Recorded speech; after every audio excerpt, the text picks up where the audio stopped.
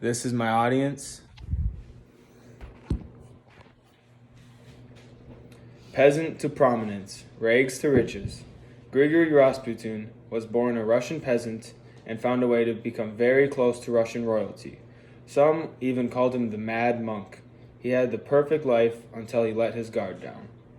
Born on an uncertain date in 1869, Grigory Rasputin was born to a very poor family in Siberia, Russia. Grigory would tell stories about his childhood and early life, but the truths of the past would vary, and no one knows for sure the exact events of his childhood. He never received a proper education as a child and got into an excessive amount of trouble as a kid. According to Robert Wilde in his 2019 article, Grigory Rasputin, who was the Mad Monk, he would get involved in crimes such as violence, theft, and rape. These actions led to Grigory earning the surname Rasputin, which means debauched one in Russian. Rasputin's early life was interesting. The man claimed to have gained magical powers at the age of 12. He also got married at the age of 18 to his first wife, and they had 3 healthy children together. According to A&E Network's television's 2019 article about Rasputin, there is not much information on how the family lived together, but the 5 of them did travel to the Middle East and visited the Holy Land several times. This was the introduction to Rasputin's Christianity studies. Around the year 1903, the Russian court was in need of a magical, holy man that would appeal to the court. They came across Rasputin, who allegedly had piercing eyes and was a self-proclaimed mystic. Rasputin fit the part perfectly and was introduced to the Tsar and Tsarina in the year 1905. The Tsar was very interested in holy men and supernatural revival. A religious controversy was involved with Rasputin's name as he began to explore deeper into these supernatural acts of Christianity. According to Douglas Smith's book, Rasputin, Faith, Power, and the Twilight of the Romanovs, there was many rumors about Rasputin's actions outside the Russian court. He created his own little group of people that would worship him during Sundays and other holy days. The group was built a little temple where they had held mysterious secret meetings.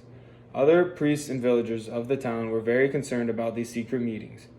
There were rumors going around that female followers would wash Rasputin before each meeting and would sing strange spiritual songs. The rumors got so bad that some believed he was part of the Klystai, and the Klystai was a religious cult based on Christianity who performed exotic rituals. These rumors were never confirmed nor denied.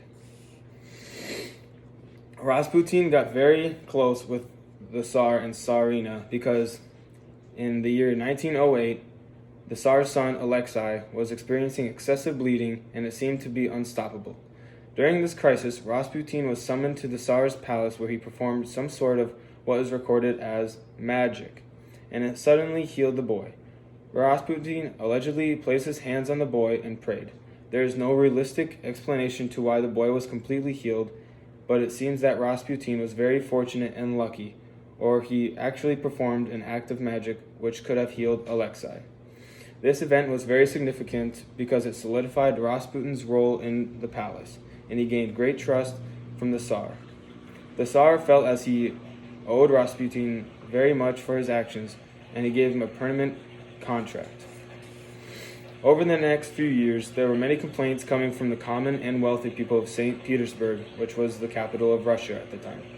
Rasputin was claimed to seduce and humiliate noble women of the city. He would also get involved with prostitutes and drinking copious amounts of alcohol. These complaints were brought forward to the Tsar, but the Tsar ignored the facts and tried his best to ignore the facts. Rasputin's life was in danger for many years, and there were multiple assassination attempts towards his life. These attempts included stabbings, and some soldiers even tried to corner him with swords. All of these were failures until one group of men got him in 1916, where Rasputin was invited over to a house party at Prince Yuspov's house. At this party, the men fed Rasputin a meal that was poisoned with cyanide. The wine was also served to Rasputin and was also poisoned. Rasputin ate the whole meal and drank lots of wine. But the poison had no effect on his body, so the men decided that they would just shoot Rasputin instead. Rasputin got shot and was very wounded, where he tried to flee the scene. The men shot him multiple times and eventually got him dead. After he fell to the floor, the men wrapped him up in a carpet and threw him into the Neva River in St. Petersburg. Grigory Rasputin lived a very exotic life, propelled by his mystic and bold lifestyle. He rose up from peasant boy to almost the leader of Russia. Most would say all of his beliefs and actions were wrong and unethical, but others could respect the hustle of a man who didn't even finish school as a child. He had his way with most things in life, but came up just a bit short and ended up losing his life.